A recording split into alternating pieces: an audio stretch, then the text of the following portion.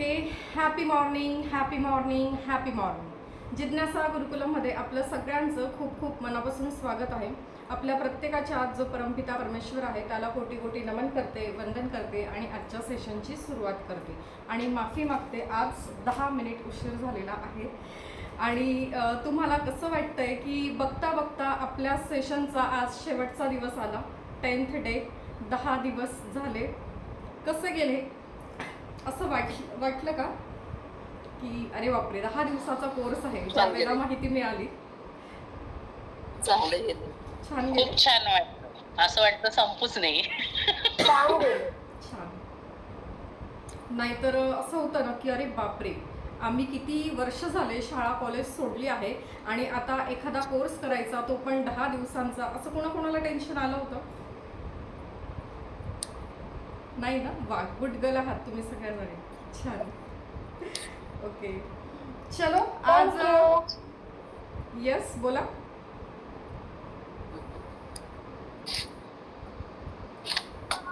नाही थोडं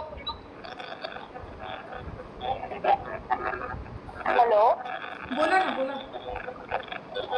ऍक्च्युली काल ताई तुम्ही सेशन मध्ये सांगितलं होतं ना की एक जण आपल्या मैत्रीण आहेत त्यांनी रेकी पार केली.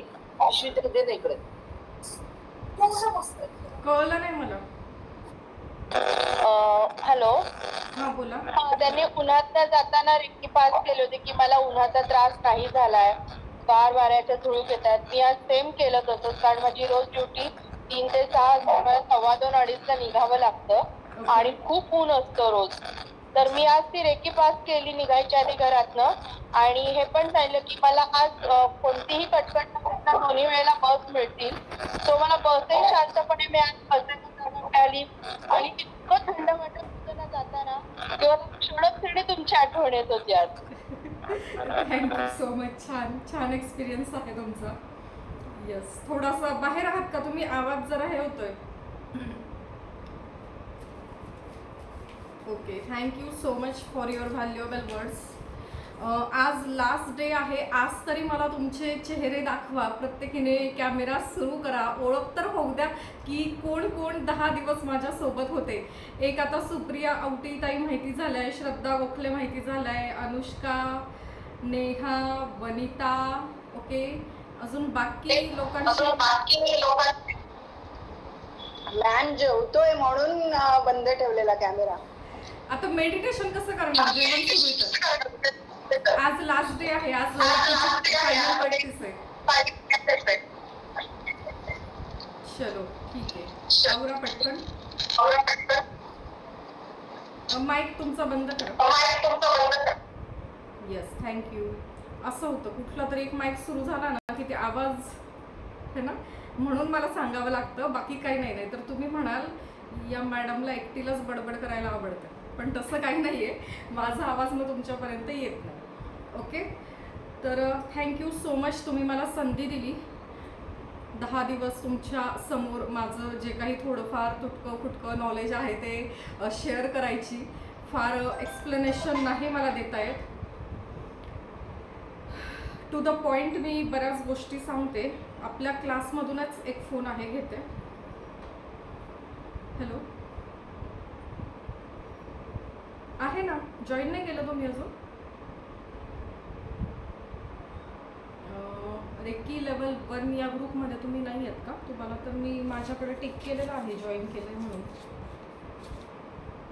नाही. रेकी लेवल 1च्या ग्रुपमध्ये जा, लिंक आहे तिथे. सगळ्याजणी जॉईन झाल्यात. येस.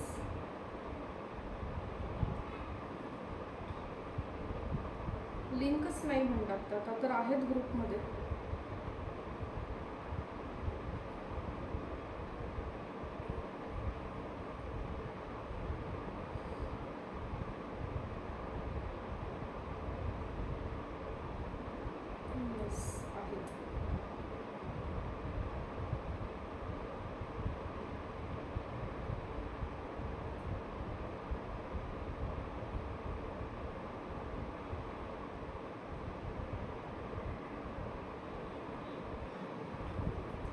ठीक आहे. आता दोघी तिघींचा मेसेज होता डेली प्रॅक्टिसच्या बाबतीत. तर ते आधी सांगते आणि मग प्रॅक्टिकल आपण सुरू करू.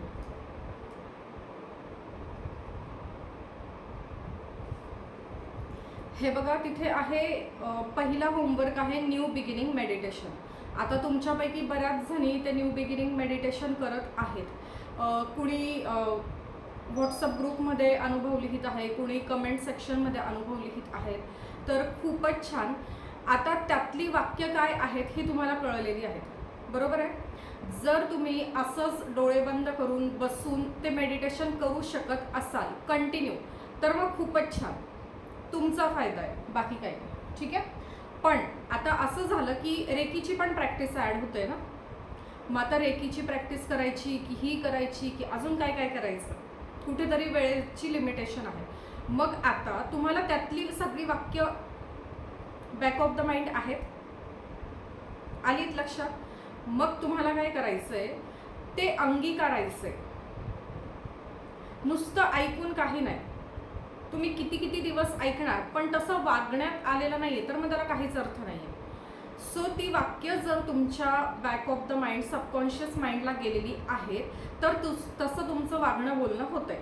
ठीक आहे. तुमच्याकडे वेळ आहे, तुम्हाला आवडत आहे, तर तुम्ही न्यू बिगिनिंग मेडिटेशन बसून कायमस्वरूपी करा. पण वेळ नाहीये, मग अशा वेळेला ती वाक्य फक्त आठवा आणि आचरणात आणा.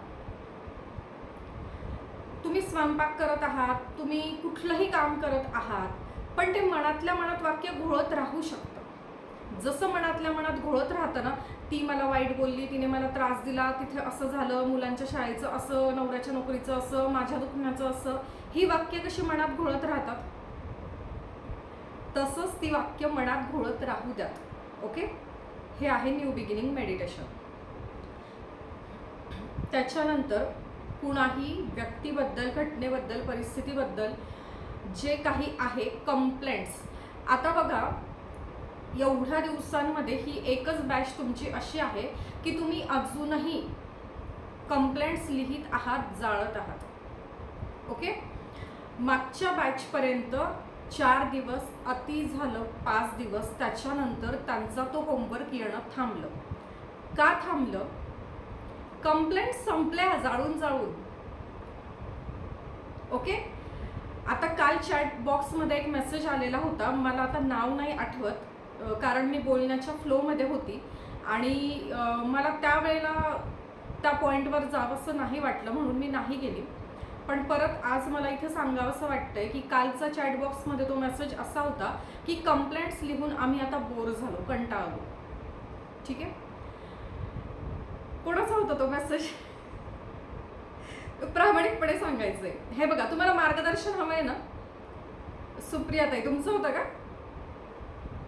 अच्छा, ओके. तर प्रामाणिकपणा जर तुम्ही ठेवला ना, तर फायदा तुमचा आहे, तुम्हाला हे होईल. स्वप्ना आहे. ओके, ठीक आहे. तर बघा, तुम्ही कंप्लेंट्स लिहून बोर झालात. आता याच्या मागे मला तुमची भावना नक्की ही नाही कळाली की कंप्लेंट्स नसताना तुम्हाला लिहावं लागतंय का, टीचर स्ट्रिक्ट आहेत, होमवर्क चेक करतायत म्हणून. असं आहे का की कंप्लेंट्स आहेत तुमच्या आयुष्यात, असं आहे? दोघांपैकी तुमचं उत्तर काय आहे मला सांगा, मी तुम्हाला पुढे प्रॉपर गाईड करते, सांगते काय आहे. कंप्लेंट्स अजूनही आहेत म्हणून तुम्हाला लिहाव्या लागत आहेत, की मी सांगते होमवर्क आलाच पाहिजे म्हणून तुम्ही लिहितायत, नक्की काय? ओके. तर मागच्या बॅचचा हा अनुभव होता की काही जणींना तर तिसऱ्याच दिवशी इतकं रडायला आलं आणि इतकं हलकं झालं, आणि अगदी वयस्कर होत्या, बरंच वय होतं, की म्हणे आज तिसरा दिवस आहे. हा नाहीये तर मग नाही लिहायच्या आहेत ना. तेच तर सांगते, नाहीये ना कंप्लेंट्स, वाटते ना शांत, मग नाही लिहायच्या. 3 दिवस 4 दिवस लिहून लिहून जाळून जाळून त्यांचं सगळं संपलं होतं आणि अजिबात असं त्यांना राग येणं, ह्या गोष्टी सगळ्या बंद झाल्या होत्या. आपलं असतं ना, काय बाई ते तसंच, इकडं पाहिलं काय बाई ते तसंच, है ना. एखाद्या लग्नात गेलो, कोणी विचारलं लग्न कसं झालं, आता याचं उत्तर काय असतं? लग्नातला स्वयंपाक छान झाला, जेवण छान झालं म्हणजे लग्न छान झालं. लग्नातला एक स्वयंपाक बरोबर नसला, पदार्थ आवडीचा नसला, चवीचा चांगला नसला, तर लग्न काही बरोबर नाही झालं. मग आता इतकी पदार्थ असतात तिथे लग्नात आणि एखादा पदार्थ आपल्याला नाही आवडला म्हणून मग आपलं तेच टिमकी वाजवणं सुरू असतं की ते तर तसंच होतं, ते तर तसंच होतं, एकीने बाई काय मेकअप केला होता, एकीची काय बाई साडी होती, कशी बॉडी लँग्वेज होती, कशी वागत होती, काहीतरी आपण त्यावरच बोलतो है ना. तर ज्या वेळेला तुम्ही इथनं बाहेर येतात ना, कंप्लेंट्स डेली लिहितात, जाळतात, एक स्टेज अशी येते की तुम्हाला कुणाशीच काहीच घेणं देणं नसतं. कुणी काही करू आपल्याला काहीच फरक पडत नाही. तर आय होप तुमची ती स्टेज आली असेल आणि नसेल आली तर विचार करण्यासारखी गोष्ट आहे. यस, हँड रेस केलाय श्रद्धाताई.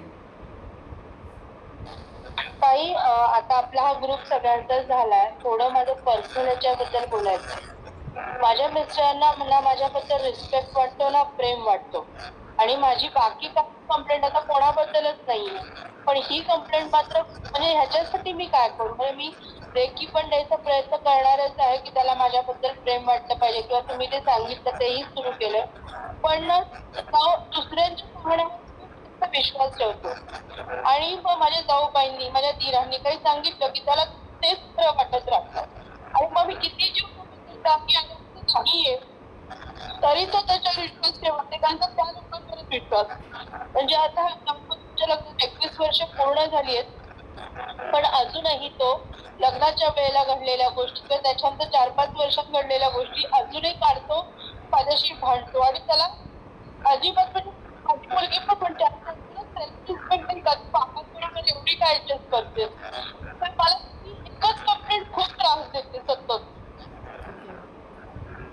चालेल आहे, यावर पण उपाय आहे. स्टेप बाय स्टेप तुमचे सगळेच प्रश्न सॉल्व्ह होणार आहेत. प्रत्येकाचे प्रॉब्लेम्स वेगळे आहेत है ना, तीव्रता वेगळी आहे. म्हणजे जनरल काही गोष्टी आहेत है ना, कुणाला नवऱ्याचा प्रॉब्लेम, कुणाला सासूचा, दिराचा, म्हणजे हे ठरलेलं आहे. कुणाला बिझनेसचा, कुणाला नोकरीचा, कुणाला मुलांचा त्रास. तर हे ठराविक आहे, वरवर बघता. कुणाला शरीराच्या कंप्लेंट्स आहे, कुणाला भावनिक आहे, मानसिक आहे, हे सगळं आहे. पण प्रत्येकाची लेवल, तीव्रता ही वेगवेगळी आहे. तर सगळ्या गोष्टींवर इथे तुम्हाला सोल्युशन मिळणार आहे. तर काय करायचं आहे की ज्या कंप्लेंट्स होत्या तुम्ही त्या लिहिल्या, त्या जाळल्या, आणि एक स्टेज अशी येते की आपल्याला कुणाशी काही घेणं देणं नसतं. आपल्याला कंप्लेंट्स नाही वाटत कुणाबद्दल. आता हे झालं. आता तरीसुद्धा एखादी व्यक्ती अशी आहे की जिच्याबद्दल आपल्याला कंप्लेंट आहे. फॉर एक्झाम्पल आत्ता ताईंनी शेअर केलं. तर आपल्याला काय करायचं आहे, त्या व्यक्तीबद्दल लिहायचं, एक वही करायची. आता हे काय आहे, रिलेशन आहे, बरोबर आहे. मग लाल किंवा पिंक पेन वापरायचं आणि लिहायचं, माझ्या नवऱ्याचं माझ्यावर खूप प्रेम आहे, माझा नवरा माझी खूप काळजी घेतो. हेच 2 वाक्य तुम्ही रिपीट लिहा 21 वेळेला. तुम्ही लिहित आहात, खूपच छान. सकाळी उठल्या उठल्या, रात्री झोपण्यापूर्वी.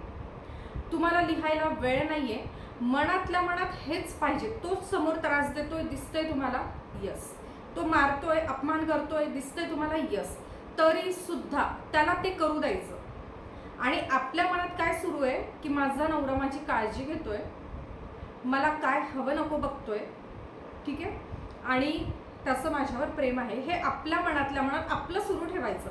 आपला जो ऑरा आहे ना, ऑरा, या ऑराच्या आत त्याला येऊ न देणे, म्हणजे त्याचा जो आपल्याबद्दल तिरस्कार आहे है ना, निगेटिव्ह ज्या इमोशन्स आहेत, तर आपला जो इथे ऑरा आहे त्या ऑराच्या आत ती निगेटिव्हिटी येऊ न देणे हे आपलं काम आहे. हा आपला चॉईस आहे. आता हा ऑरा आपल्याला स्ट्रॉंग करायचा आहे, एनहान्स करायचा आहे है ना. स्ट्रॉंग एनहान्स कसा होणार आहे, तर रेकीची डेली प्रॅक्टिस, 7 चक्राचं मेडिटेशन.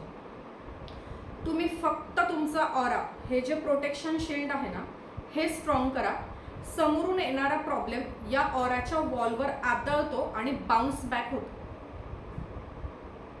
हे फॅक्ट आहे, हे खरं आहे. तर आपल्याला काय करायचंय, वही घ्यायची आहे आणि त्यावर हे लिहायचं. आता फॉर एक्झाम्पल ह्या ताईंने हे शेअर केलं, दुसरं कोणाची काहीतरी इच्छा असेल है ना, कॉलेजला ॲडमिशन मिळावं, इतके % मार्क्स मिळावे, दुसरा कोणातरी सोबत रिलेशनमध्ये प्रॉब्लेम असेल है ना, किंवा बॉस चांगला नसेल, प्रमोशन देत नसेल किंवा सॅलरी देत नसेल, काहीही असेल. आता तुम्ही कंप्लेंट्स लिहून जाळल्या. आता तुम्हाला काय करायचं आहे की ती इच्छा तुमची पूर्ण झालेली आहे, कॉलेजला ॲडमिशन मिळालेली आहे. लिहा रोज 21 वेळा. नवरा भरभरून प्रेम करतो आहे. ओके. बिझनेस छान चालू आहे, समोरून स्वतःहून रोज क्लायंट येत आहेत, बॉसने स्वतःहून प्रमोशन दिलेलं आहे. हे जे तुमचं वाक्य आहे, जे तुम्हाला हवंय ना ते पूर्ण झालेलं आहे, ते 21 वेळेला लिहा आणि त्या कागदावर लिहा I am sorry, please forgive me, I thank you, I love you. ठीक आहे. तुम्ही लिहित आहात, खूप छान. लिहायला तुम्हाला वेळ नाही आहे, मग मी काय करू, मला तर वेळच नाही आहे, त्यांनी किती किती होमवर्क दिला आहे है ना. या मोडमध्ये नाही जायचं आपल्याला. मनातल्या मनात कसं आपण वाईट विचार करतो तसं मनातल्या मनात 21 टाइम्स बोला किंवा काउंटलेस दिवसभर मनातल्या मनात बॅक ऑफ द माइंड ते फिरलं पाहिजे की यस माझ्याशी तो चांगलं वागतोय, यस कॉलेजला ॲडमिशन झालेलं आहे, ओके, यस इतके KG वेट मेंटेन झालेलं आहे, यस समोरून बिझनेससाठी समोरून क्लायंट स्वतःहून येत आहेत. हे सुरू पाहिजे मनातल्या मनात. ओके. इतकी सोपी प्रॅक्टिस तुम्हाला दुसऱ्या क्लासमध्ये गेल्यानं कोणीच सांगणार नाही. मला 4 ठिकाणी फिरावं लागलं. अशी कठीण कठीण प्रॅक्टिस सांगितली होती, आपल्याच्याने काही होत नाही. आणि खूप नियम अटी ब्रह्ममुहूर्तावरच करा. त्याच्याही आधी अमृतवेला मुहूर्त असतं 3 ते 4 मध्ये, तेव्हा करा. आपल्याला काय मस्त खाऊन पिऊन सुखी राहायचं. ऑलरेडी सगळं सुखी चालू, कुठे एवढं सकाळी उठायचं असं म्हणून सगळं सोडून दिलं होतं सुरुवातीच्या काळात. पण नशिबी हे कार्य लिहिलेलं होतं, त्याच्यामुळे पुन्हा नवीन गुरु भेटत गेले ओघानेच, असं फार न शोधता, आणि मी कनेक्ट होत गेली. आणि मग पुढे पुढे असं झालं की त्यांनी सांगितलं की ज्या वेळेला तुमचं ठिकाणावर आहे, हे तुम्ही शांत आहात आणि घरात तुम्हाला कोणी म्हटणार नाही उठ पाणी दे, उठ चहा दे, उठ झाडू लाव, घरात कुणीच नाही, सगळे निघून गेले आपल्या कामाला, तो तुमचा ब्रह्ममुहूर्त. मग त्या पद्धतीने प्रॅक्टिस सुरू केली. ओके. सो विश तुम्हाला कशी लिहायची आहे, जी पण विश आहे ती पूर्ण झालेली आहे. आता पहिला पॉईंट आपला झाला न्यू बिगिनिंगचा. दुसरा पॉईंट होता की व्यक्तीबद्दल राग असेल तर ते जाळायचं, ते पण आपलं झालं आत्ता पूर्ण डिटेल बोलून. त्याच्यानंतर तिसरा पॉईंट आहे की घरात जेवण तयार करताना, केलेलं जेवण देताना, पाणी देताना, आता इथे सगळंच आलं, चहा देताना है ना, त्यांना त्यांचे कपडे काढून देताना, इस्त्री करून देताना, काय काय तुम्हाला करायचं आहे तुमच्या घरच्यांसाठी, आलेल्या पाहुण्यांसाठी, त्यावेळेला तुमच्या मनात पॉझिटिव्ह थॉट्स हवे त्यांच्याबद्दल. नाही तर इतर वेळेला काय, मलाच करावं लागतं स्वयंपाक है ना, मलाच सगळं करायला लागतं, तर हे नाही आलं पाहिजे. ज्या वेळेला निगेटिव्ह इमोशन्स आपल्या असतात आणि आपण समोरच्याची सेवा करतोय, त्यावेळेला समोरून आपण करतोय पण त्याच्याकडूनच निगेटिव्ह एनर्जी येते है ना, की आपण सगळं करतोय पण समोरचा आपल्याशी नीट नाही वागत आहे. कारण आपण त्याला जेवायला देताना आपल्या इमोशन्स निगेटिव्ह होत्या, त्या अन्नातून पास झालेल्या आहेत. ओके. सो आवर्जून कुणाला काही तुम्ही शेअर करताय तेव्हा पॉझिटिव्ह विचार करा. प्रत्येक सजीव निर्जीव व्यक्ती, घटना, परिस्थिती, प्रत्येकाला थँक्यू, आय लव्ह यू म्हणणं आता हे का गरजेचं आहे. ओके. काय गरज आहे थँक्यू म्हणायची मला सांगा. ताट बसा, डोळे बंद करा. माझा ऑडिओ व्हिडिओ दोघं व्यवस्थित सुरू आहे ना? हो. व्हिडिओ बंद आहे. काय झालं, व्हिडिओ बंद आहे?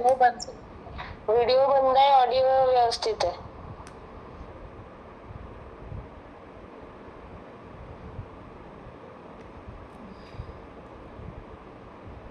ओके. डोळे बंद करायचे, ताट बसायचंय. ठीक आहे. श्वास घ्या, श्वास सोडा, संपूर्ण शांतता. आता तुम्हाला तुमचं किचन बघायचं आहे. डोळे बंद करायचे, ताट बसायचं आहे. नंतर हे डेली प्रॅक्टिसमध्ये येणार आहे, पण थोडंसं क्विक तिथे तो पॉईंट एक्सप्लेन करण्यासाठी मी घेते आहे.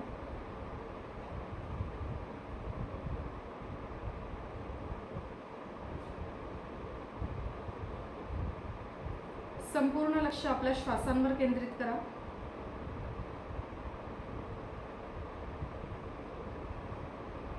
आणि आता तुमचं किचन तुम्हाला बघायचंय, स्वयंपाकघर. ठीक आहे. आता त्या स्वयंपाकघरातली तुम्ही म्हणतात हे माझं स्वयंपाकघर, माझं स्वयंपाकघर, मी स्वयंपाक केला, मी जेवण केलं, है ना. मी मी मी आपल्याला हा मी ना जरासा बाजूला काढून ठेवायचा आहे. आत्ता कधीपर्यंत? आपल्या शेवटच्या श्वासापर्यंत. का का काढून ठेवायचं आहे? तुम्ही जे म्हणतात ना मी केलं, मी केलं, मला सांगा तुमच्या स्वयंपाकघरातल्या ज्या वस्तू आहेत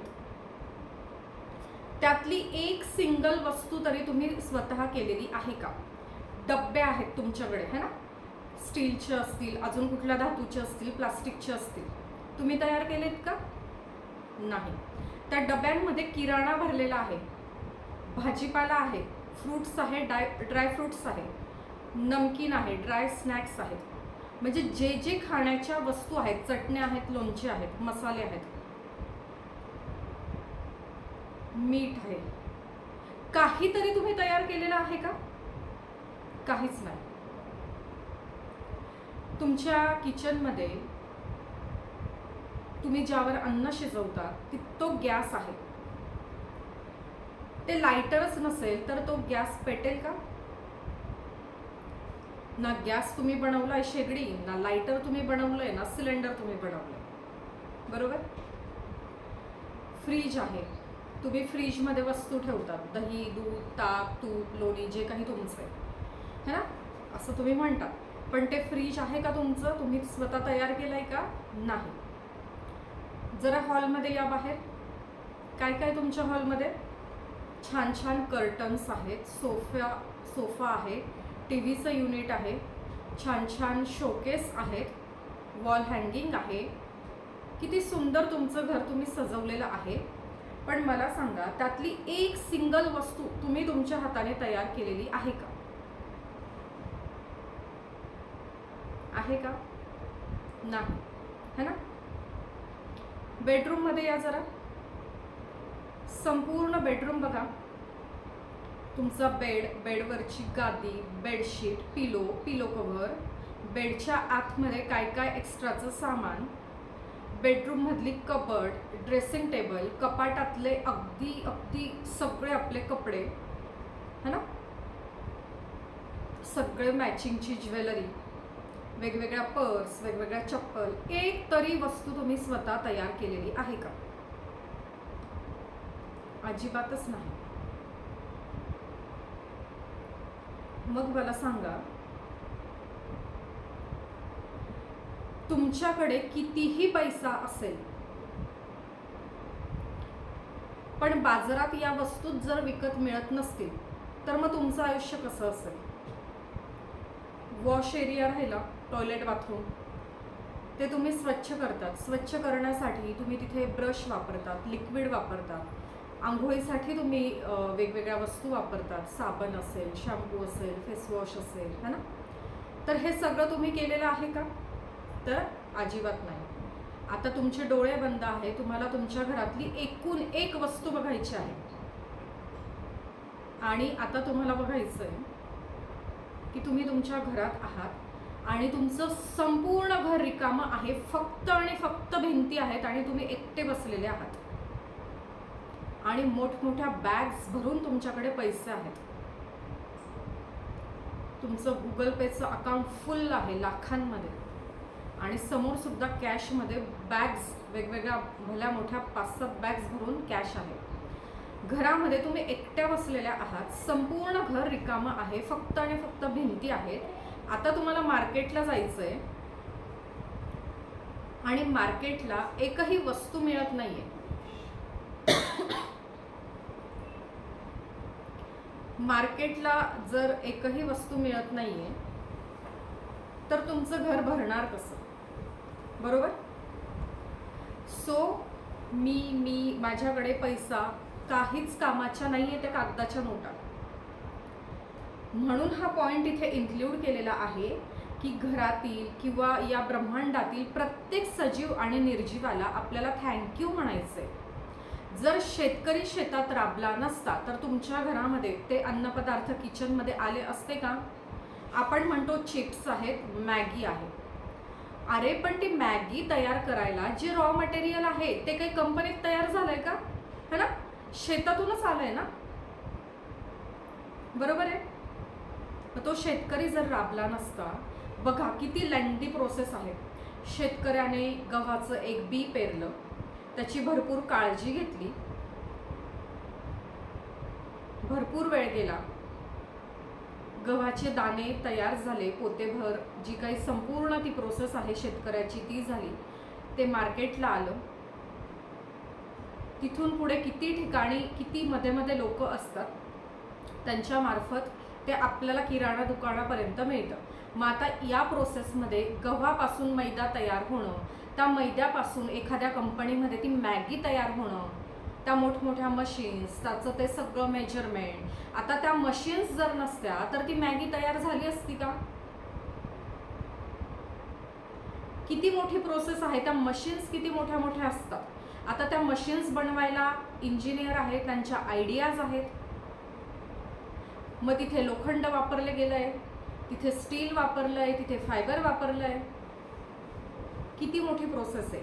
आता मॅगीचं जे पाकिट आहे येलो कलरचं असेल, ऑरेंज असेल, तर ते प्लास्टिकचं पॅकेट तयार करण्यासाठी किती लोकांच्या आयडियाज आहेत. मग ते प्लास्टिक रॅप्स तयार झालं, त्याच्यावरती सगळी माहिती लिहिली गेली. ती माहिती लिहिण्यामागे एखाद्या फूड इन्स्पेक्टरचा तिथे अभ्यास आहे, बरोबर आहे? तो मॅगीचा मसाला आहे, त्याचं प्रमाण कोणीतरी छान सुगरण एखादी असेल किंवा एखादा छान शेफ असेल, त्याने ते तयार केलंय. एवढी मोठी सगळी प्रोसेस होऊन कुठेतरी ते प्रोडक्ट लॉन्च झालेलं आहे.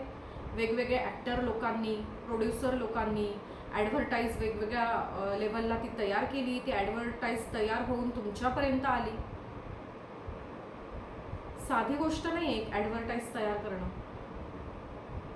कॅमेरासमोर उभं राहून ॲक्टिंग करणं, एडिटिंग करणं, तो व्हिडिओ टेलिकास्ट करणं.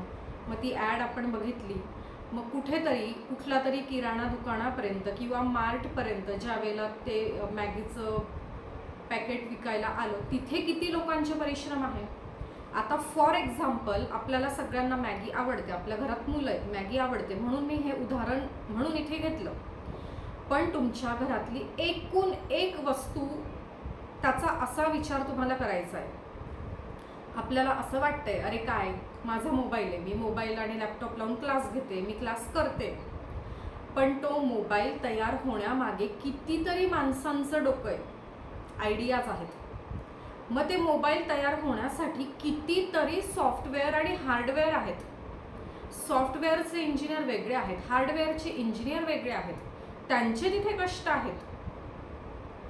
बरं तेवढ्यावरच थांबलंय का? नाही. तर ॲप्लिकेशन तयार झालेलं आहे. ॲप्लिकेशनमध्ये येण्यासाठी आधी मेल तयार करावा लागतो, मेल आय डी.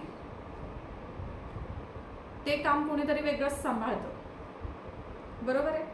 तर असा एकूण एका गोष्टीचा आपल्याला विचार करायचा आहे. तुम्ही रिकाम्या घरात बसलेले आहात, समोर नोटांनी भरलेल्या बॅग्स आहेत, पण ही सगळी लोक जर राबली नाहीत, आपापल्या लेवलला त्यांनी आयडियाज क्रिएट नाही केल्या, त्या आयडियाज तुमच्या समोर एखाद्या वस्तुरूपामध्ये आणण्यासाठी त्यांनी परिश्रम नाही घेतले, तर त्या वस्तुरूपात त्या सर्व वस्तू आपल्या आयुष्यात येतील का? या सगळ्या लोकांनी जर ठरवलं की नाही आम्हाला काहीच काम नाही करायचं, आम्ही संपावर जाणार, मग काय होईल? आपल्या घरात एकतरी वस्तू असेल का? साधा 2 रुपयाचा पेन, त्याचा इतिहास बघा. 2 रुपयाचा पेन तुमच्या घरात येतो, त्याच्या आधी तो दुकानात असतो, आणि दुकानात तो कुठून येतो? त्याचा जन्म कसा होतो त्या पेनाचा? म्हणून आपल्याला प्रत्येक वस्तूकडे बघून थँक्यू म्हणायचंय, आय लव्ह यू म्हणायचंय. ज्या वेळेला तुम्ही हे मनापासून म्हणाल आणि आज तुम्हाला कारण कळलंय का म्हणायचंय, बरोबर आहे. हे कारण माहिती नव्हतं तोपर्यंत काय वाटत होतं, अरे त्या वस्तूंना कशाला थँक्यू म्हणायचंय आणि आय लव्ह यू म्हणायचंय. पण तुमचं थँक्यू, तुमचं आय लव्ह यू त्या वस्तूच्या मार्फत त्याच्या मागे जेवढे श्रम करणारे लोक आहेत तिथपर्यंत जातो. आलंय लक्षात. स्वतःचा वेळ घेत हळूहळू बाहेर यायचंय आणि यावर कुणीतरी आपलं मत व्यक्त करायचंय इफ पॉसिबल.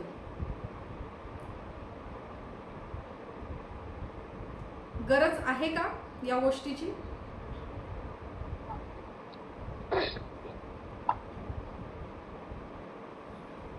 हो मॅडम आहे. हॅलो. येस येस ऐकते. हा मॅडम, गरज आहे. कारण आपल्याला नेहमी असं वाटत असतं की आपल्यामध्ये मीपणा जो भरलेला आहे तो कुठेतरी आपण म्हणजे हे करतो की म्हणजे प्रत्येक असं वाटतं की मी जेवण बनवलं, मी केलं, हे मी माझा संसार वगैरे. पण या पण गोष्टी आहेत की आपल्या व्यतिरिक्त पण बाहेर अशा गोष्टी आहेत की म्हणजे निसर्गाने किंवा आपलं बनवलेलं वगैरे आहेत. त्यामुळे त्यांचे आपण आभार मानणे नक्कीच गरजेचं आहे. हे सुरू करा मनापासून, बघा काय मॅजिक होईल. आतापर्यंत तुम्ही त्यात दिलेलं आहे म्हणून केलंही असेल है ना, पण तो फील नसेल जो आज आला. बरोबर आहे. येस. तर अगदी ज्या वस्तूला तुम्ही टच करता, खरा अर्थ कळला मॅडम. येस. त्याच्या पाठीमागचा. आता तुम्ही ज्या ज्या वस्तूला टच कराल ना तर तो सेन्स होईल. ते जे फिलिंग आहे ना ते तुम्हाला सेन्स व्हायला लागेल आणि ती वस्तू तुमच्याशी बोलायला लागेल आणि आयुष्य इतकं सुंदर होऊन जाईल ना. तर हे सगळं असं आहे. अजून कुणाला काय व्यक्त व्हायचं या टॉपिकवर?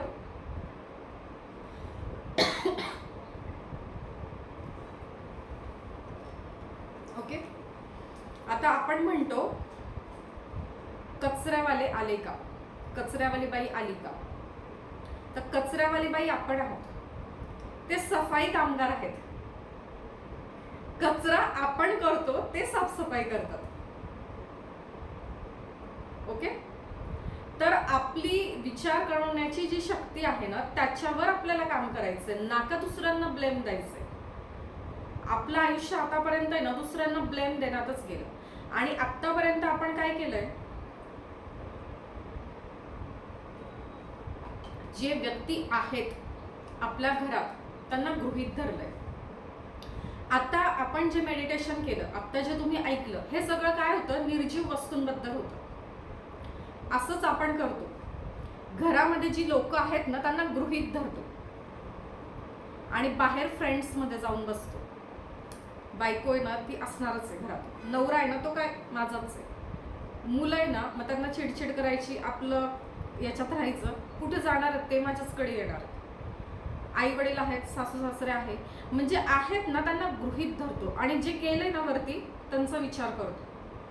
कितीही तुम्ही विचार केला त्यांच्यासाठी झुरले ते परत येणार नाहीत आणि त्यांच्यासाठी झुरून जे आहेत त्यांच्याकडे दुर्लक्ष होतंय. आता त्यांची हेळसांड होते आणि जे आहेत ते इथून निघून गेल्यानंतर परत मग त्यांच्या नावाने आपण रडत बसणार. म्हणजे आपलं आयुष्य सगळं रडण्यात आपण घालवतो. ओके. तर जसं आपण हे आत्ता केलं वस्तूंसाठी, तसं जी माणसं आहेत ना त्यांच्यासाठी पण मनातल्या मनात I love you, I thank you हे सुरू ठेवा. ओके. माझा व्हिडिओ बाकीच्यांना पण नाही दिसत आहे का? बरं, मी एकदा आहे ना रिजॉईन करू का?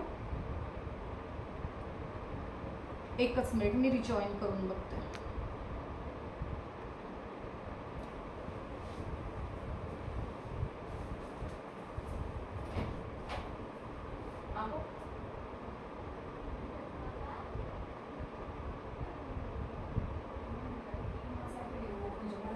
लॅपटॉपवर बंद झालेला आहे, मग रिजॉईन करू का? बंद आहे व्हिडिओ.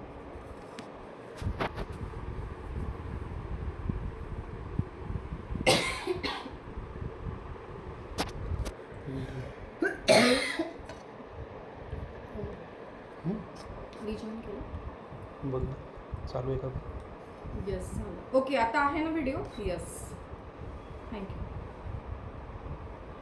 तर जसं आपण हे वस्तूंबद्दल केलं तसं आपल्याला माणसांबद्दल पण करायचं आहे. मनातल्या मनात त्यांच्याकडे बघून तुम्ही जर तोंडी त्यांना बोलू शकताय, तसं रिलेशन आहे तुमचे, तर येता जाता थँक्यू, आय लव्ह यू म्हणा.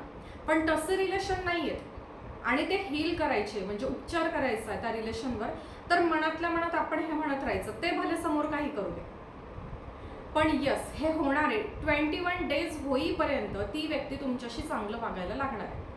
आता बघा, जर दुखणं खूप जुनं आहे, खूप मुरलंय लोणचं, दुखणं जुनं आहे, तर ते 7 दिवसात 21 दिवसात नाही होणार. पण जखम वरवरची तर नक्कीच भरेल. जखम खोलवर झाली तर ऑपरेशन करावंच लागेल. तेवढे पेशन्स ठेवावेच लागतील, है ना.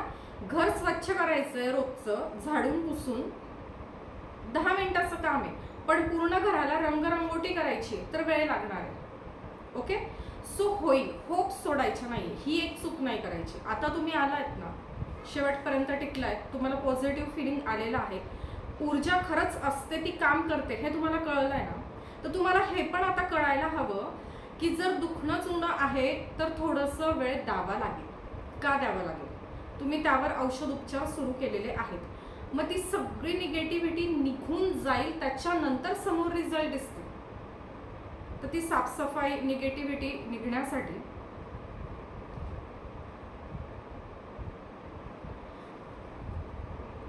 नेटवर्क तर फुल आहे माझ्याकडे, पण इट्स ओके. आत्ता रेकॉर्डिंगवर तर माझा व्हिडिओ सुरू आहे, तुम्हाला दिसायलाच, मलाही म्हणजे लॅपटॉपमध्ये मला तो थांबला आहे माझा व्हिडिओ. पण आता काय करूया, मी परत एकदा